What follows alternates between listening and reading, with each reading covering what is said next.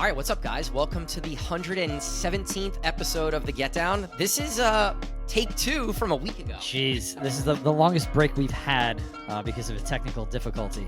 My Act internet, of God, Gary, my, act of God. my internet went out for 8 hours. It forced me to not. I wasn't able to do anything. Couldn't make a phone call.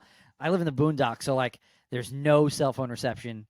And then when the internet goes down, it's over with. I can't contact anyone in the outside world. You have to go down the block to do all that. We were 15 minutes in, and then all of a sudden we got the screen of death. 11 minutes and 30 seconds. You froze, and I'm like, oh, maybe you just froze. And I continued talking for another 2 minutes, and that was the end of it for the day. Yeah, so we're gonna reshoot, right? We're collecting ourselves here. Gary's back in New Jersey, so it's been a long. Shot a little differently. You've been journeying. Yeah. So last week, we were trying to shoot last Wednesday, and it's Tuesday today. And then I left from New Orleans on Thursday, and then I drove back from New Orleans to Orlando, and then flew from Orlando to here this morning. So it's been a trip. I said when you walked into my place, how are you alive right now? It's coffee. Just keep it and I didn't drink the last 2 days, so that's good. No, that definitely helps. So how we wanted to start last week when we were trying to record this was we've been having such a struggle trying to book acts. Anything really, other than DJs. Surprisingly, right? We've built this army, right, where we have all the Get Down guys, and then we have a crew of other DJs that we use and we test, and kind of like the training grounds for who can make it into the Get Down team. But we've been trying to book musicians. We've been trying to book food trucks. What else have we been trying to book? Just any other entertainment things for the meetup have been difficult. Like you said, the food truck thing. We've contacted I think 3 different food trucks at this point, and no response. Quite literally no response. And this brought up the point that we will never go back. First of all, we'll never go back and contact any of those food trucks ever again for any event that we might throw. Number one, and I think this is a good lesson to young DJs that are on the come up, especially if you dabble in a little bit of private event, you dabble in a little bit of everything. Usually when you're coming up as a DJ, you do birthday parties and whatever it might be that you can just get some time in front of people. It's important that even if you don't want to do the event, that you do email or call or text that person back, because you never know what that person's going to want in the future or be involved with in the future that you might be interested in. And I think that, I was thinking about that with the food truck. Maybe they don't want to come and do a networking event for DJs and entertainment, but what if we are involved in a bigger thing later on? What if we're throwing a festival in Hoboken or Jersey City? Right. We want to invite them to a big food truck gathering. We will absolutely never get in contact with them again, because it's a waste. We have already wasted our time. So I think that's a good thing to think about, from a DJ perspective, that, always respond. Always, at least, even if you don't want to do it, you can always turn the person down kindly.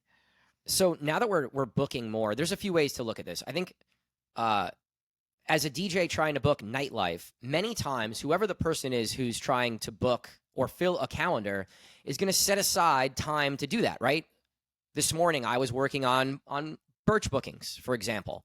So I had a window of time where I had to actually work on the bookings, and my goal was to accomplish that before we started DJing. So if I'm hitting you up and you're not answering me, I'm going to go to the next person, And sometimes, maybe you just didn't see the text or whatever the case may be, but I think it's so important to respond like you said. And again, even if you can't do the dates, you respond and say, hey, I wish I could do that date. I'm unavailable. I do have a couple other dates if you have anything else you're looking to book. Boom. And you start the conversation.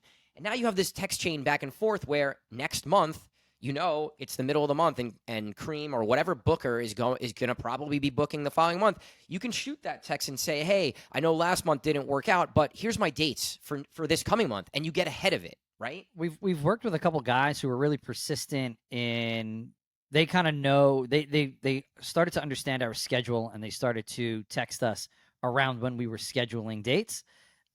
These are guys that were working with us already, not just random people that are hitting us up. And just being really smart, not being overly persistent. We've talked about this in the past, not being overly persistent, but being smart in when they text and how they approach the text. And I think that's a huge portion of this as well. Yeah, and you guys have to remember, it's not about you. The person who's booking doesn't give a fuck. They don't care if you're at work or you're busy or you're at the gym or it's just the truth. It is what it Yeah. is. This is part of being self-employed, right? Like part of being self-employed is being active in trying to get yourself work, and then doing it in a way that is effective and is efficient for everyone. The other thing that I catch myself doing sometimes, and this goes for anybody, it doesn't matter if you're brand new or you're 10 years in the game, but someone will hit me up and they'll be like, yo, Kareem, what's your availability for next month? And I'll be like, oh, I'll hit you back later. Like, that's just not the response. The response is, hey, man, I'm driving. Give me 1 second. I'm going to pull over and let you know what my schedule is. That's how important this is. Yeah. Yeah, because like you said, when someone sits down to fill the schedule out, that's they're trying to finish that then at that moment. Right. Hey, I'll hit you back later isn't going to work because that person is likely going to fill all the dates. What happens what that means is that they've exhausted their core group of guys that they use, right? And now they're moving on to that extended list where, okay, Kareem did a great job last month. Gary did a great job last month. Let's start there. That's where we're going to start, right? If we don't get back to that person in a reasonable amount of time, they just move on to that next person on the list. We do the same thing. 1,000%. Everybody, it's only natural that you do it that way because you're trying to accomplish that task in that allotted amount of time because you need to move on to your next task for the day. So keep that in mind. Not I'll get you the dates back and then text that person back the next day and then be kind of salty that you didn't get the date. Like it's just natural that things are going to progress and move forward with or without you. Yeah. I'm the king of do not disturb on my phone, but if a booker hits me up, I'm going to answer that text as quickly as I see it because it is super, super important. You brought up private events. I want to touch on the private event thing too because this is even more important for private events. Same thing, because these people aren't booking DJs regularly. They're saying, hey, on Friday, this afternoon, I need to complete these things for my party that's coming up next month. And if you don't respond, they're going to hit up 5, 6, 7 other people. And I've found just from booking the private events for Get Down, it's like, if you don't respond immediately, you're not going to get the gig. Like, you're just not. Unless they specifically want you, Right. It's private events are tough because they come with, there's a lot of baggage. There's a lot of moving parts. But, I think that us as a company, I know we have our core group of guys that we use and then our extended group, and we're hitting up multiple guys at the same time, right? That's something to keep in mind when, no matter what kind of booking it is, a private event or a nightlife booking, multiple people are getting hit up at the same time. So like being quick, being prompt, and being ready is most important. If you built a name for yourself, you have a little leeway. And I just mean like a little, because sometimes you plan a schedule around, hey, I want to book this person for this date if possible. And the booker will wait around. But that's a very small percentage of DJs who sit in that upper tier of bookers are going to wait for you. Yeah. Yeah. I mean, we've built a very unique business model for DJs where we do give everybody like, all right, we're booking today. Whereas, I think in a lot of cases when we were coming up, it was, we hit the guys up and we didn't have a schedule like, hey, have your dates in by the 15th kind of a thing. It wasn't like that. It was like, oh, Errol, do you have, do you have anything this month? Right. I have this Tuesday and this Friday available. It wasn't like how we have built it. We've made it very accessible for DJs to get gigs, which is interesting. Yeah, Get Down guys, we're not going to shit on you, but you guys got it pretty easy.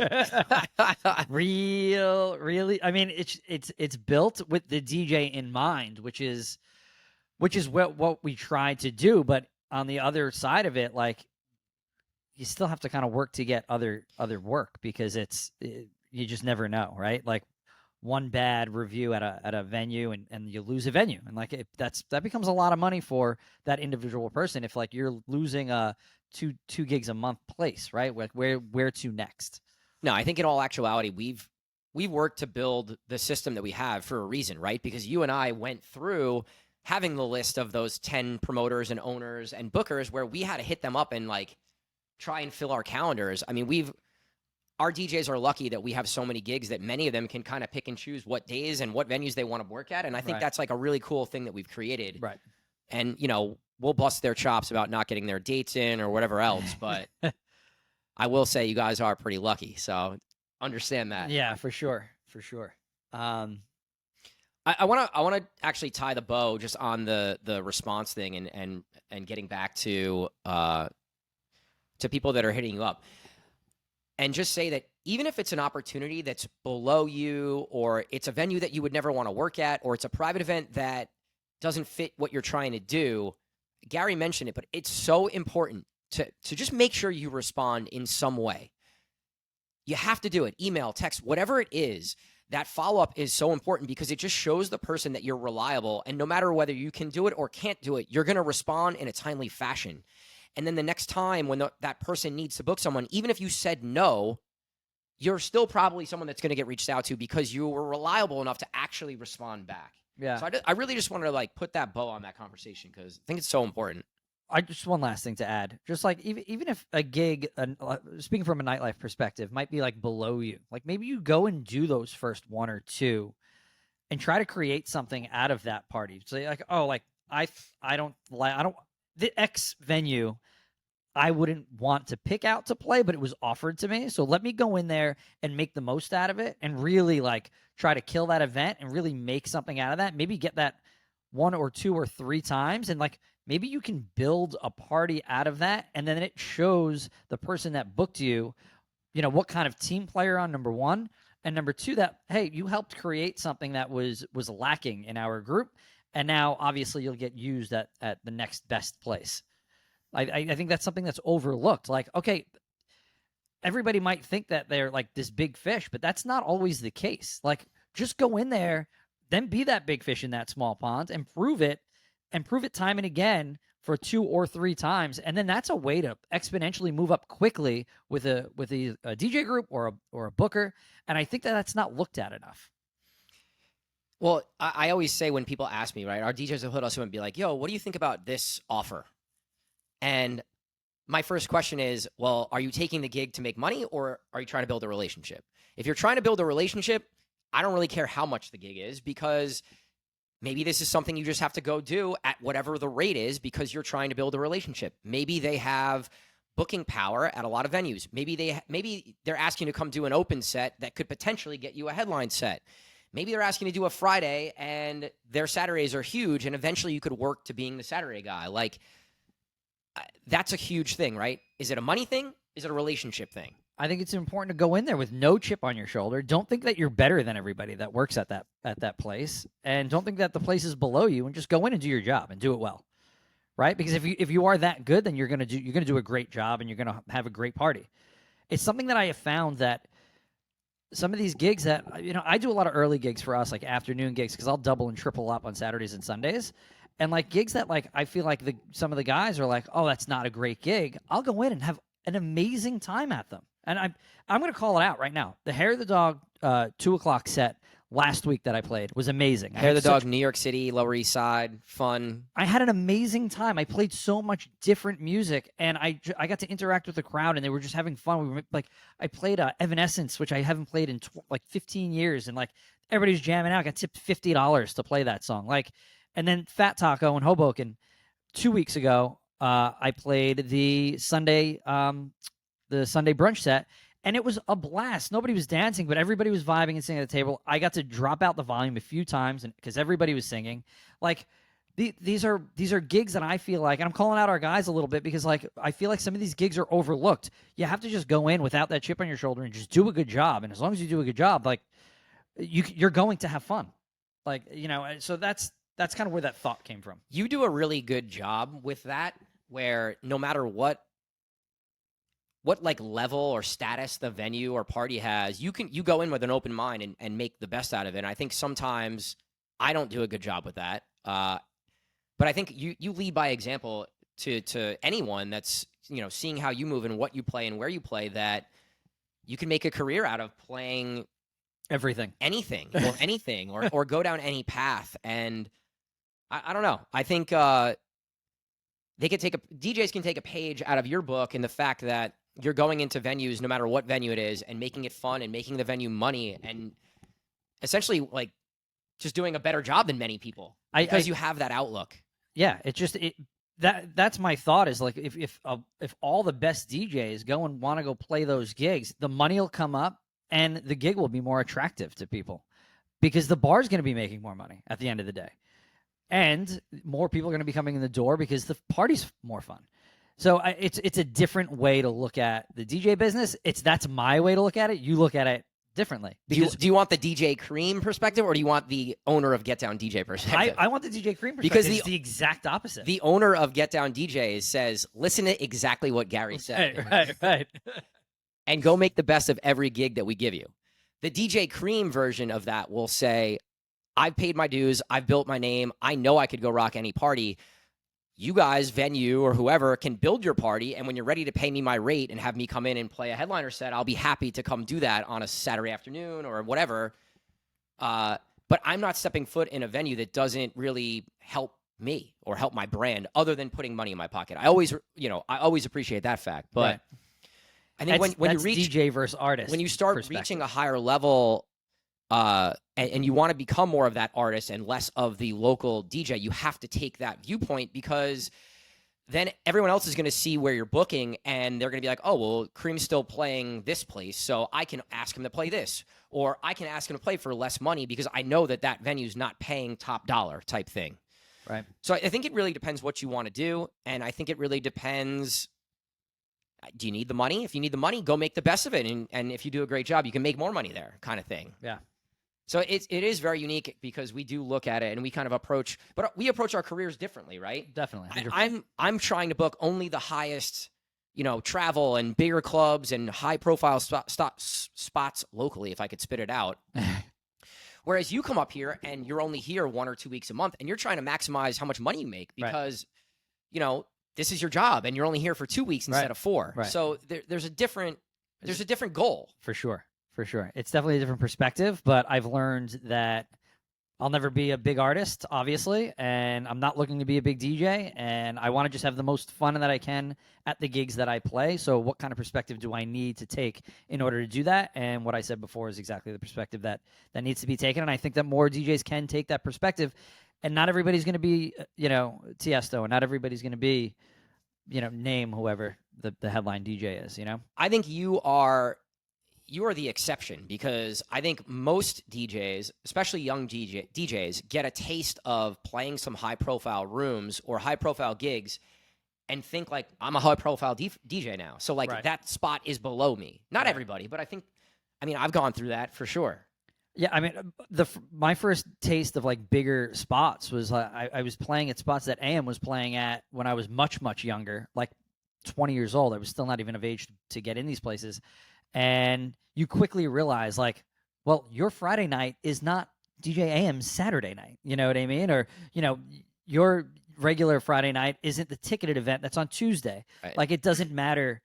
Sometimes you have to check yourself, and you have to understand what the situation is. I'll say this. If you do take a gig that you maybe think is below you, go and show why it's below you. Right. Like, go and do the best possible job. Be engaged. Don't be on your phone. Don't be, like, leaning against the wall, playing songs out. Don't be playing slam mixes, Cream. I know it's easy to say that, but it really is important, because on those slower days, the staff sees, right? The venues see. They know what DJs are bringing in more money. They know what DJs are really checked in. Right. That stuff matters in the eyes of bookers and managers and owners of venues. Yeah, I think that's a good bow on no one wants to work topic for this week. Oh man. So all right. So part of the problem for me with some of the venues that are in our market, right? I feel like a lot of venues they want to be, like, high end. They want to have people come in, and they just don't want to spend the money or do some of the little things that can really kind of step you up in the eyes of both entertainers and customers. And I think these little things many times kind of go unnoticed, or the venues really think that they don't matter. But I think they matter so much. Do you think that some of the ownership at a lot of these venues are just uneducated in what is out there in order to attract a customer? Yes. And then whose job would that be to bring that to their attention? And then also not only bring, okay, this is what's available, but this is how much it's going to cost. Because a lot of the things that we look at that we think are going to improve a place are usually not as expensive as you might think they are. Like the big confetti cannons that like let's say Birch has, right? Like I thought that was a lot more money than I looked it up and I'm like, well, that's cheap. I don't understand why every place doesn't have this. Don't tell Gary Ip it's cheap when he's telling me the thousands of dollars that they spend on confetti every month. Well, yeah. Shout to Jay Diamond, They do it- Brooke Agnew just popping confetti all day. But every time they do it, the crowd is into it. As stupid as that might sound, it garners a reaction of some sort. So yeah, maybe from ownership perspective, it doesn't look it looks expensive, but really, if you're there in venue and you see it, and you see how effective it is to the energy of the party, well, you know that that's money well spent. Yeah, I think this goes more so for like those hybrid venues, like the bars that do nightlife and they have like pretty good sound system and they have some TVs where you could utilize the screens. I think for like the high end and the low end, this doesn't matter as much. It's like, but that mid hybrid tier is a big chunk of what happens in our market in New York City and New Jersey. I think that's a big part of just DJing period is those hybrid spots, right? I mean, like if you think about percentage wise, how many of our spots are hybrid spots as opposed to being nightclubs? Most like 80%. Yeah. Right. So that is not just our market. That's the general consensus across the country. I feel like there's a number of things that go into this. I would say number one is having one person, whether it's a GM or a promoter, someone who is sort of like the face of that place, that's always there, that's like knows all the customers. I think that's really important, and it goes unnoticed. Having a face of your venue, maybe it's a DJ, right? Maybe it's a promoter, maybe it's an owner, maybe it's a manager, whatever the case may be. Have somebody that if a group of people want to go out and be like, oh, I'll just hit up XYZ, they'll take care of me. That's really important. Customers want to feel like they know a guy. I got a guy. If you got a guy, this is Jersey, everybody's got a guy. When you got a guy at a place, people are going to be more likely to want to go there. Also, in turn with that, like maybe you get a free round of green tea shots once in a while, or you get the bartenders on the bar that are pouring free, cheap mixture shots, right? Like this is creating that customer experience. You want to make people feel loved and feel like they're getting something, right? I think that's a really little thing. Obviously, sound is an expensive thing. Hugely important, though. But it's probably the single most important thing because customers, whether they know it or not, they feel the bass. They hear the sound. They know when they walk out of there if their ears hurt in a negative light. Yeah.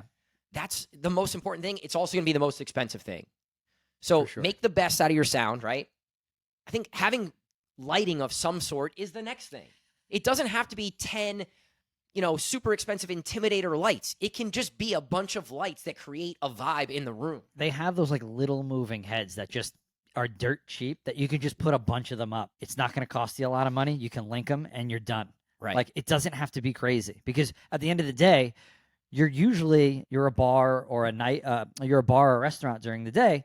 And then at night, what I think is overlooked is that, yes, you need to create this experience at night because 75% of your income is coming from 10 to 2 o'clock. Right. Right. And I think that's where that starts to get overlooked. So in that regard, right, if your venue is making a transition of some sort, maybe it's a sports bar that goes nightlife, at some point, those TVs have to turn off. The nightlife lights have to turn on. You have to lower the lighting in the room, make it dark, make it feel safe for people to get out on the dance floor. And that the light is free. It's free to turn your lights down. And I think sometimes venues disregard that or don't understand that or see that it's important to turn the NBA game or the ESPN highlights off, and maybe you put the venue logo or you put the DJ logo or you do something. Maybe you put party pictures up. Maybe you put a party video up, something to let people know, hey, this sports bar thing is done. It's nightlife time now, right? We're taking the games out of the venue. We're taking the tables out of the venue. And when you talk about all these things, individually, they might not seem like a lot, but when you do all of them, it creates a completely different experience. Yeah, how many places have I walked out of recently that I'm like, it was too bright in there? It's always too bright everywhere. I hate the spotlight that we have in multiple venues that go on the DJ. I make them shut it off. I do not want it on. I don't need a spotlight on me. People can hear me all just fine. They don't need to see me. So that's number one. Number two, doing things like moving those seats away from the bar, and like you said, shutting the game off. You can now get 2 and 3 deep at the bar.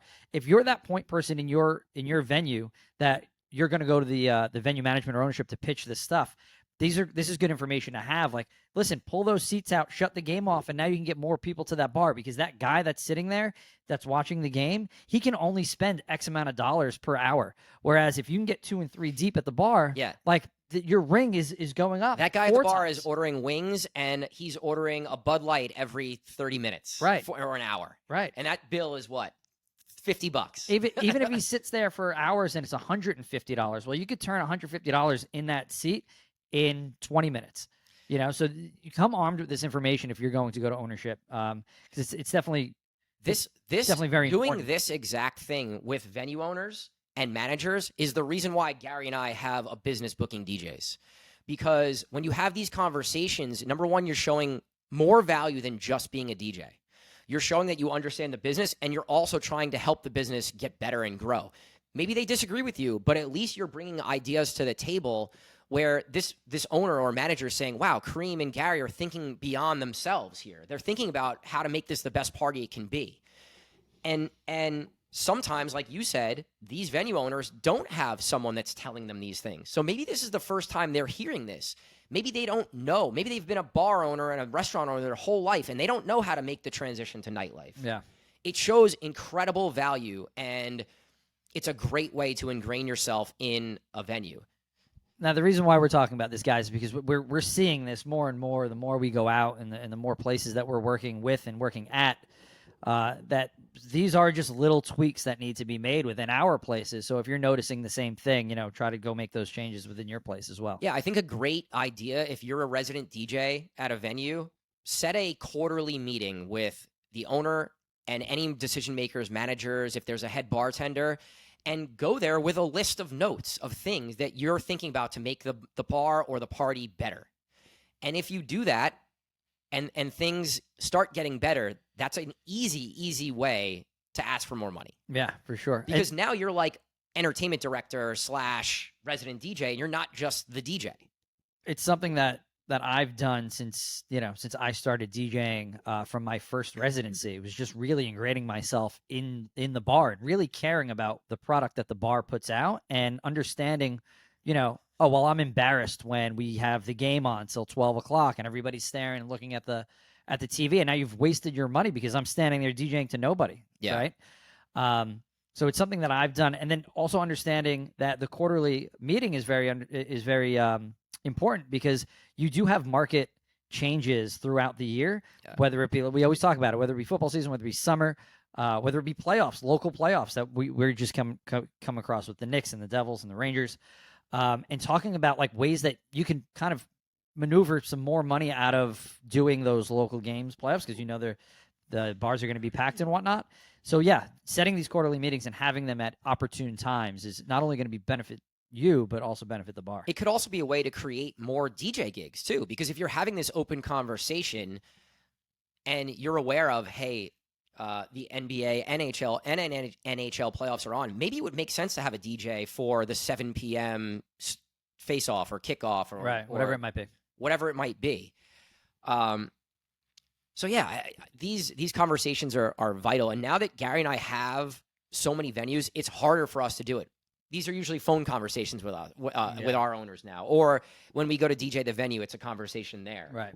But yeah, I mean, super important. Set those meetings, especially for you residents. It's a huge takeaway from this one, especially as we're entering the summer here. Things change, right?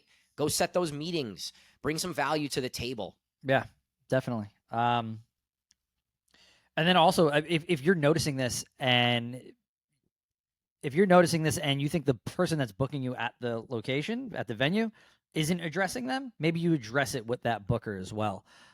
We have our guys always telling us, ways that we that certain venues can improve and certain sets can improve, and hopefully that the people that are the higher ups are perceptive to your suggestions. You have to make sure that you know who you're talking to, and make sure that you're in the right place to be able to have these conversations. If you're there once a month, once in a while, I don't know if it's such a smart idea to be telling an owner or manager what they should be doing in their space. Right.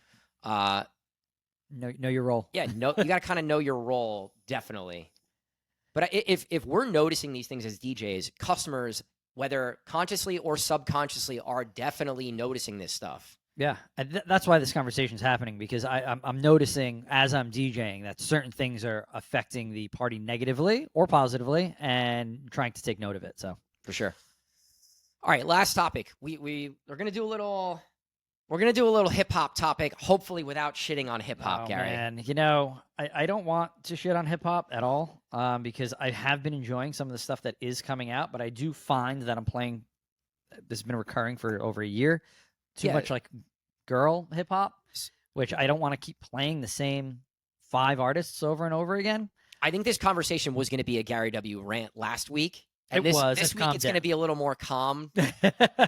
I've calmed down a lot. Gary was coming off a set where he was just like, when I get to hip hop, I don't really know what to play, because there's not enough new music that is translatable to your, top 40 open format club. Yeah, I feel like that.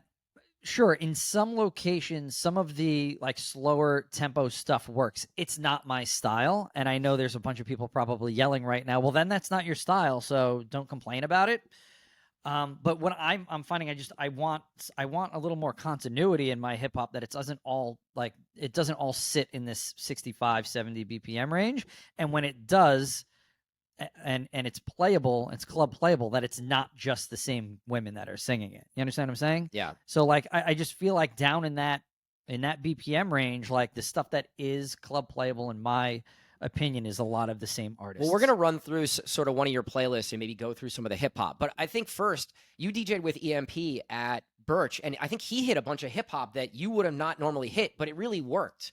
So I think I think for you and I, who aren't playing necessarily strictly hip hop sets, occasionally once a month, maybe. Right.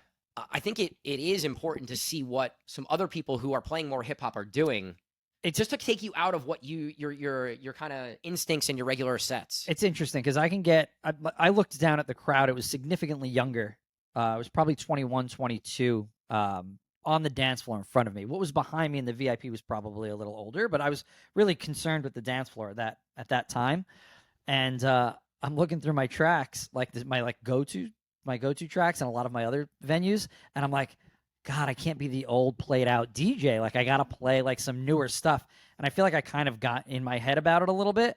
And then EMP came on and he played all the shit that I would have and should have played. But he was a great opener and a great closer because he filled a lot of the gaps. So big shout out to EMP for kind of like picking it up and making me also realize like what I can and should be doing, and don't overthink so much, Yeah, especially at the end of the night, that closer role is to fill the gaps, right? 1,000%. We talked about that not too long ago. Yeah. But like I went to obviously Just Wanna Rock, Gangsta Boo, WAP, the Jersey Club Edit, Jimmy Cooks, Dior, Dreams and Nightmares, Dance. And this is where I got thrown off. Like coming out of Dance, I was like, oh, I don't really know where to go. And I went to play What Up Gangsta and just play like that first like little part and What Up Gangsta, drop it out. So I did that, and then we had a birthday parade, and then that kind of threw things off even more. And then went up into Reload, and then I was trying to come back down. Let me see where we came back down. It came back down to 100 BPM. One Dance, and then Party Animal, and then I played some throwback dance hall. I've been playing Moment for Life, Nicki Minaj featuring Drake a lot recently. It's just been that era of hip hop has been crushing. It has been. That's why it's been garnering a lot of reaction for me. So I went back there, and then I played these couple tracks that I was these couple Beyonce tracks that I felt fell short, and then went over to Bad Bunny and Daddy Yankee and Taki Taki and stuff like that. I felt like maybe it was just the same old set for me, and that's why I felt like it wasn't so effective. Yeah. And I felt like I could have been a little more creative, but at the same time, I really was focusing on prepping some hip hop stuff and just couldn't really find the right records that I felt like were going to work in that room. Yeah. And that's where my gripe came in. And when I was around this time, I'm about an hour into my set, and like, obviously Gasolina goes off, and the Coil Ray track went off Players, really yeah. well. Like that stuff all goes off, but it's like everybody's hearing that everywhere. So like, where am I setting myself apart to be unique? And that's where I think my gripe comes in. Well, I think that's the challenge with hip hop right now, because there isn't as much playable, top 40 nightlife stuff that's coming out. We have to go back to some of those eras that are hitting, right? Like all that Nicki Minaj and Lil Wayne and Drake stuff from like the mid 2010s Yeah. has been hitting. But how many times can you go and drop into that mini set? Like it's really, really important, more important than ever for you and I, especially, to really go and create those differences in our sets and Right. prep our hip hop. I have to prep my hip hop, because if not, my instincts just go into like the same sort of runs, and I'm like, I don't want to do this. Right. And that's when it gets boring, or you feel like you're not doing a good job because you're playing a similar set that you probably have played in that venue before. Right. And that's when I walked away from my set. That's where I felt a little deflated about it. But then I went back and reviewed the set, and I'm like, well, it worked. It's high energy, and it worked for a headliner set.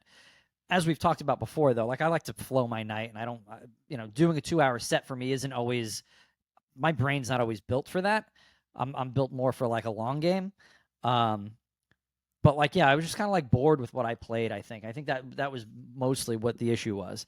But like I said, EMP came on, and he filled the gaps really well, and he played some stuff that I should have played and would have played if I had just played a longer time. Right.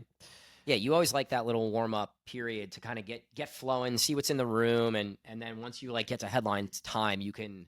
Yeah, because you get to test out. That's the thing about playing the long game, guys, right? Like if you have long sets, like in that first hour, that 11 to 12, like you can hit a bunch of different genres or a bunch of different styles and see like who likes what in the room, right? And like, okay, I saw that group like this and that group like that. Well, now I can bring this all together during my headline hour. That's what I like to do, because it just gives me a better feel for the night, because then I can know later on, I'm like, well, this group reacted to this weird song that I played in the opening. Well, I'm going to hit them with something like that later on. Yeah. So one of the rooms that I play has gone more of a hip hop route, and the early part of the night, the late part of the night is easier because you can kind of go and play R&B or play reggae or play some older stuff that kind of fits. And then in the middle, I just find myself like, well, I have to hit these records, and like, how do I hit these records just in a different way than I did the last time I was here? And because I don't play hip hop majority sets very often, it's more of a challenge. Whereas if I'm playing more EDM, yeah, like I'm Good is a huge record, and you kind of got to figure out a way to play that every set. But there's like 20 edits, remixes, bootlegs that you can change, for at least me to change my ear, right, and change the staff members' ears. Yeah. It's the same vocal, but it's tech house this time, or it's big room this time, or maybe it's trap the next time, or Jersey Club. And I think in those hip hop sets, the Jersey Club thing has been the way for me to really change it up, because maybe I'm playing a bunch of Chris Brown records, but this time I'm gonna play the Jersey Club version, right? Or maybe I'm gonna play the Moombaton version, even though I don't play a whole lot of that anymore. Yeah. Just figuring out ways to play a little differently has been kind of the strategy I've taken. Yeah, I mean, that's very sound advice, because with the amount of record pools that are out and the amount of editors that are out now, like it's not like it was 10 years ago where there was a handful of your go-to editors and only a few record pools. Like you kind of have endless access at this point, and endless access to a lot of different styles, and people are doing mashups and edits of all different types of things with pop vocals that you can mess with in your sets. And I think I get stuck with playing the same edits a lot of the time, and it's just something I'm going to take away from this conversation is change it up a little bit. Once in a while, also, instead of spending whatever time you would spend downloading and organizing new music, spend that time going through old music, because there's only so long that you could sit in front of the computer and go through music in like a session, right? Your ears die out. You got to do something different. So I've found that on those nights where I'm like, all right, I'm going to go do this hip hop set, I need to spend a couple hours just like putting together something new and changing up my open folder or changing up my peak hour, whatever that might be. Right. And dedicating that time to that has been really important. Something else, if you're finding that you're not finding enough of a certain style of music, maybe you need to go change where you're downloading from, right? Like DJ City does a pretty good job, I think, with their hip hop and Latin stuff, the down tempo stuff. Heavy Hits does a really good job. Franchise Record Pool does a pretty good job as far as the last time I've been on there. It's been a while. And then I think you can go find some of these editors like a Nick Bike who does like amazing blends. And if you go sign up for his Patreon, Conflict's another one who puts out some hip hop edits. Go sign up for these Patreons. Only a handful of other DJs are doing that. You're going to get stuff that's really exclusive and unique and different. Yeah, I think the Patreon route is a really great way to be a little different. That I'm trying to think of some other artists because I know there's a bunch of good like hip hop guys that are putting out stuff. I haven't saved in a folder on my computer, but we're recording with my computer. So if what we'll do is we'll check out a couple of different editors' Patreons and link them in the description so you guys can go check them out. It's just a good way to stay fresh and stay different from the next guy. And then, like as we talked about, I think it was 2 weeks ago or a week ago, SoundCloud is always SoundCloud's a great place to right. If there's a track that you don't have a version that you like, go look in SoundCloud and go listen to the 20 or 30 weird remixes and edits, and some are going to be terrible, but you might find some gems. Yeah, for sure. All right, guys, let's just do a little promo. Yeah. We have the Get Down meetup. It's next Wednesday. I can't believe it's next Wednesday. Believe it's here already. May 17th, Corgi Distillery, Jersey City from 7 to 11 p.m.